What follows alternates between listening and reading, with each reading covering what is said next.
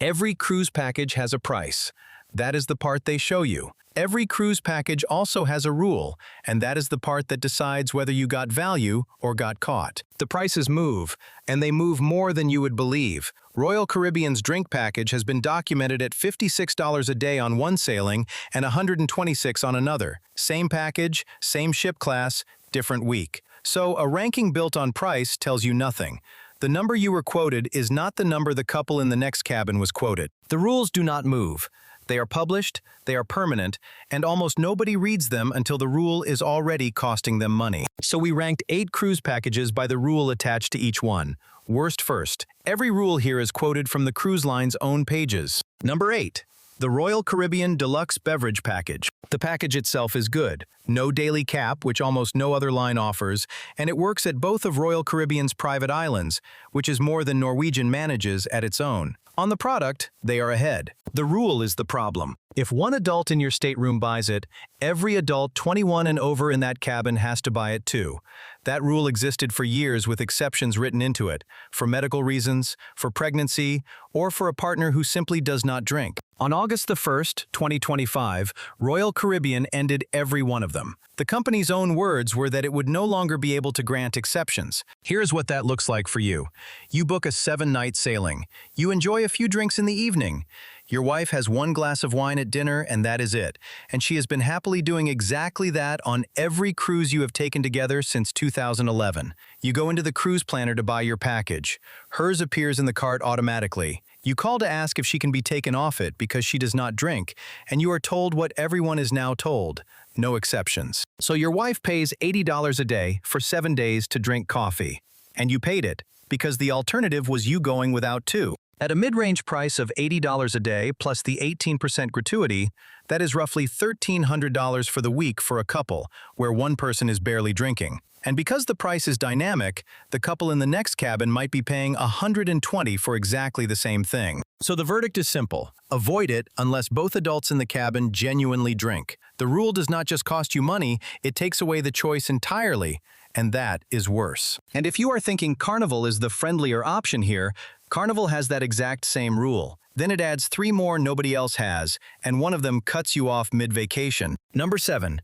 Carnival CHEERS. $69.95 a day before the cruise, plus a 20% service charge, which puts it at $83.94 all in. Wait until you are on board, and it is $74.95 plus the charge, so just under $90. Same cabin rule as Royal Caribbean. Carnival's own site states it plainly.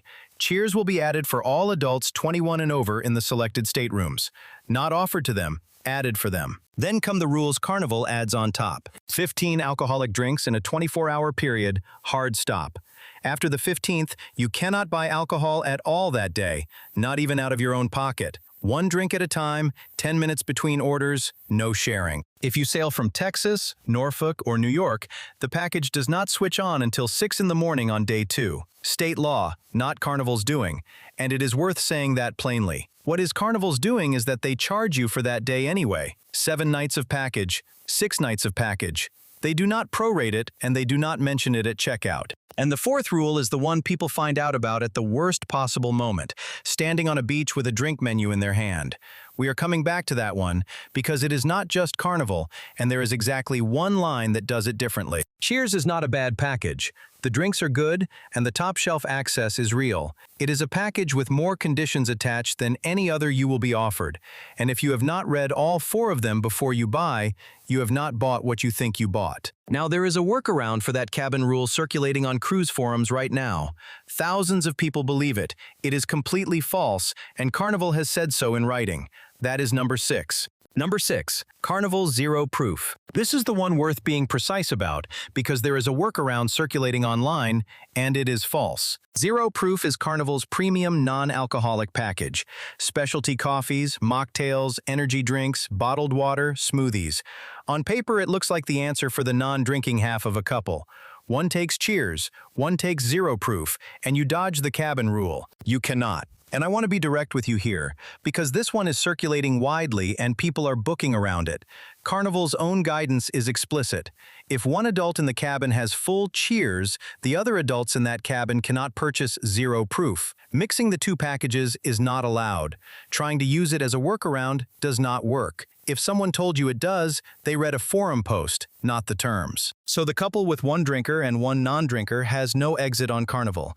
Both buy Cheers, or neither does. Zero proof is a fine package on its own terms for a cabin where nobody drinks alcohol. It is not a loophole, and anyone telling you it is has not read the terms. So do not buy it as a strategy because it is not one. Buy it only if nobody in your cabin wants alcohol at all, in which case it is perfectly decent.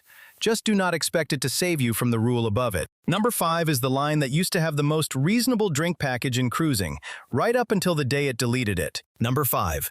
MSC Premium Extra. MSC used to run a tiered system: Easy, Easy Plus, and Premium. If you wanted a beer with dinner and nothing else, Easy covered it for a fraction of the top price. It was the most reasonable entry-level drink package in mainstream cruising. On April 1st, 2025, MSC retired Easy and Easy Plus for North American sailings. Premium Extra is now the only alcohol package they sell. There is no budget tier anymore. If you want a beer with dinner, you buy the top-shelf package or you pay per drink. They added Carnival's daily cap at the same time, and the cabin rule applies here too. So in one move, MSC deleted the cheap option, imported the cap, and kept the rule. The line that used to be the flexible one now offers the fewest choices of anybody. If you are a light drinker, MSC deleted the package that was built for you and did not replace it. If you drink at premium volume, the package is competitive. The difference is that you used to get to make that call, and now MSC makes it for you. Number 4 went up 26% in a single move this year, and it is not even alcohol. Number 4. Carnival Bottomless Bubbles. Soda and juice by the glass.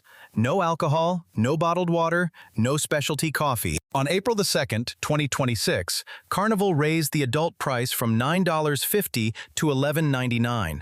That is a 26% increase in a single move. Add the 20% service charge, and you are at $14.38 a day for fountain drinks. The children's price did not change at all. Still $6.95, exactly where it was. So the entire increase landed on adults, and none of it landed on kids, which tells you everything about what kind of decision this was. Nobody's cost of supplying a Diet Coke to a 58-year-old went up 26% in one day. The rules are the same shape as the rest. Every day of the cruise, no single days, 1 serving per sticker, 10 minutes between orders. Does not work ashore, including at Celebration Key. At $14.38 a day against about $3.50 a soda, you need 4 sodas every day, including the days you are off the ship, before this breaks even. Nobody drinks 4 sodas a day for 7 straight days. Buy them one at a time and you will spend less, and you will not have paid 20% extra for the privilege of a sticker on your card. Number 3 is the one where Carnival changed the rules and did not tell anyone, including the people who had already booked. Number 3. Shipboard Wi-Fi. Carnival's value plan is $23.80 a day pre-cruise. Premium is $25.50. Buy on board instead, and it is $26.30. Royal Caribbean's VOOM has tracked between $27 and $34 a night, against a list price of $42.68. 2 rules matter here, and both are recent. Carnival raised all 3 internet tiers by 7 to 9% for 2026 sailings with no advance notice. Passengers already booked saw the new price in their cruise manager without an email. There was no window to lock the old rate, and you can no longer buy Wi-Fi for part of the cruise. It used to be possible to buy a day or 2 on board. Carnival ended that. The plan is now the entire sailing or nothing. Now, I will defend Carnival on one part of this, because it would be dishonest not to. Satellite internet at sea genuinely costs them money in a way that pouring a rum and coke does not. This is not pure margin. If you have a reason to stay connected, a business, a family situation, a health thing at home, buy the Wi-Fi and do not feel like a mark for it. Fair trade. What is not a fair trade is the 2 rules they attach to it. One thing saves you money here, and almost nobody does it. Buy 1 plan, not 2. A couple can share a single device for a week without incident, and the line will never suggest it. There is a second thing that saves you money on Wi-Fi, and on every other package you buy. But it is not a Wi-Fi trick. It applies to all of them, and it is worth its own place on this ranking. We will get there. Buy it if you need it. Buy 1 plan, not 2. 2 premium plans for a couple on a week-long sailing is the most avoidable $350 you will spend, and nobody at the desk will stop you doing it. If you are finding this useful, take a second to subscribe. This channel breaks down exactly these decisions before you spend the money, not after. And leave a comment telling me where you are watching from and which line you sail. It decides what I cover next. So that is the bottom half. Up to this point, every package on this list has a rule that works against you. The cabin rule, the cap, the blackout, the exclusion at the beach you already paid to visit. Every one of them was written by someone whose job is to move money from your pocket to theirs.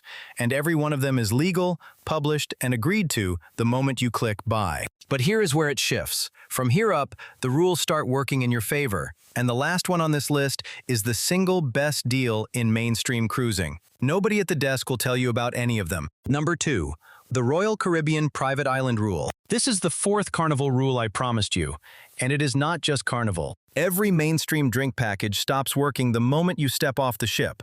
That is expected at a port, where the bars are not theirs. What is not expected is that it also stops at the cruise line's own private island. Carnival's package does not work at Celebration Key.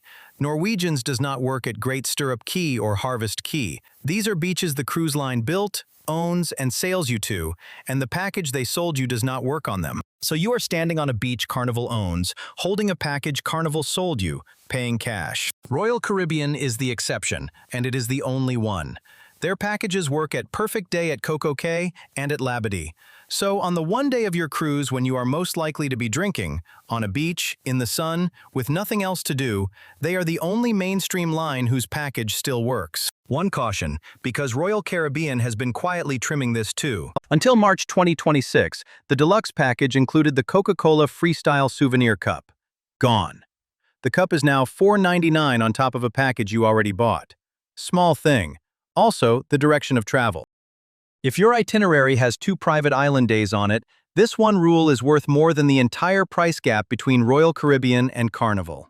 It is the rare case where the more expensive line is quietly giving you something the cheaper one is not. Now, the second Wi-Fi thing I owed you, because it is not a Wi-Fi thing at all. Every package on this ship is cheaper if you buy it before you sail. Carnival's Wi-Fi is 15% off pre-cruise. Cheers is $5 a day cheaper, $35 a person across a week. Royal Caribbean's cruise planner routinely runs the deluxe package 10 to 40% under the onboard rate, and one tracked example had it at $59.99 against $120 on the ship. But that is only half of it, and the second half is the part almost nobody uses. If the cruise planner price drops after you have already bought, Royal Caribbean lets you cancel and rebook at the lower rate. No penalty, refundable right up until the day before you sail. It is a published feature, not a loophole. They are not hiding it. They simply never mention it again after you have paid. So buy early, then keep watching, and rebook every time it falls. It costs nothing. It works on every package you are already going to buy, and it is the only thing in this entire ranking where the money moves back toward you. Number 1. Norwegian's Free at Sea Open Bar. The best value on any mainstream ship, and the rule is the reason why. Bought standalone, Norwegian's unlimited open bar is $109 a day plus 20%, so about $131. That would make it the worst package here. Almost nobody pays that. Norwegian bundles it through Free at Sea, and under that structure you do not pay the package price. You pay the gratuity on its retail value, which is $28.50 a person per day on sailings of 6 nights or more. At $28.50, with cocktails running $9 to $15, you break even at 2 drinks a day. 2. Against roughly 6 on Carnival. 3 honest cautions, and they are real. The package excludes more than people expect. No bottled water, no fresh squeezed juice, no specialty coffee, no energy drinks, no Starbucks. It covers alcohol, fountain soda, and juice to $15 a drink. If you assumed your morning latte was included, it is not. And as covered at number 2, it stops at Norwegian's own islands. And on May the 1st, 2026, Norwegian raised the gratuity from $28.50 to $32 a day on sailings of 2 to 5 nights. Longer cruises still pay $28.50. If you are booking a short one, the math shifts against you. Norwegian also has the highest daily service charge in mainstream cruising at $20 a person, against Carnival's $17. You pay more in mandatory fees before you get to the package at all. On a week-long sailing, if you drink at all, take it. 2 drinks a day is a low bar, and this is the only package that clears it comfortably. Read what it excludes first, so you are not surprised at the coffee bar. Then, take it anyway, because it is the one time in this entire ranking where the cruise line is handing you something and not reaching for your wallet on the way out. So there is the pattern, and it is worth saying plainly. The packages with the most rules attached are the ones the line pushes hardest at the desk. The cabin rule that removes your choice, the daily cap, the blackout day, the exclusion at the line's own island. None of that is in the advertising, and all of it is in the terms. The things that actually pay you back are the ones nobody mentions. Buying early and rebooking when the price drops. Knowing which package works at the beach. The one bundle where the break-even is 2 drinks instead of 6. Before you buy any package on your next cruise, do one thing. Do not look at the price. Find the terms and answer 3 questions. Does everyone in my cabin have to buy this? Is there a cap? Where does it stop working? If you cannot answer all 3, you are not buying a package. You are agreeing to one.